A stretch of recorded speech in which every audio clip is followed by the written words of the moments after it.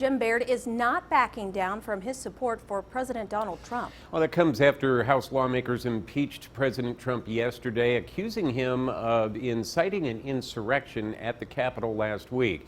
News 18's Joe Paul spoke with Congressman Baird today about the impeachment hearings and the rioting at the Capitol building. He joins us now in the studio to share more of that conversation. Joe?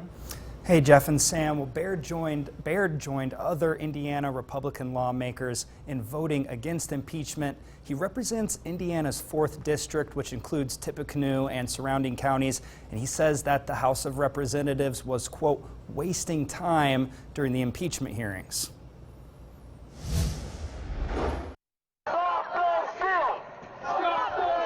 U.S. Representative Jim Baird says he condemns the violence at the Capitol building last week, but he stopped short of characterizing the attack as an insurrection. To start equating this as an insurrection and all the things that people are labeling it with is very unfortunate, I think. But Indiana Democratic Party Chair John Zody disagrees. That's the very definition of an insurrection, when people from the citizenry break in to try to stop what the government is doing. Following the attack, Baird was among several Republican lawmakers from Indiana to vote against certifying election results in key battleground states. He says election officials in those states bypassed their legislatures to enact new voting rules during the pandemic. If they didn't follow their legislature, then I think that brings into question their process.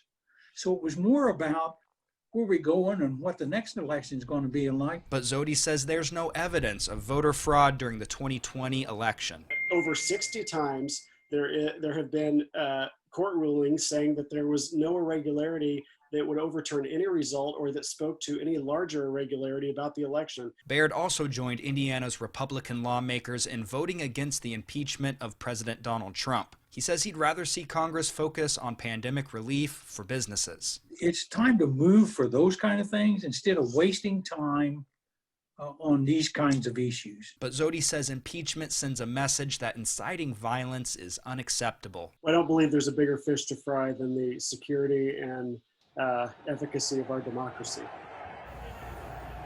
The FBI is warning of armed protests leading up to Inauguration Day, but Baird tells me there's no room for violence in our political process. Jeff and Sam, back to you. Thanks, Joe. There are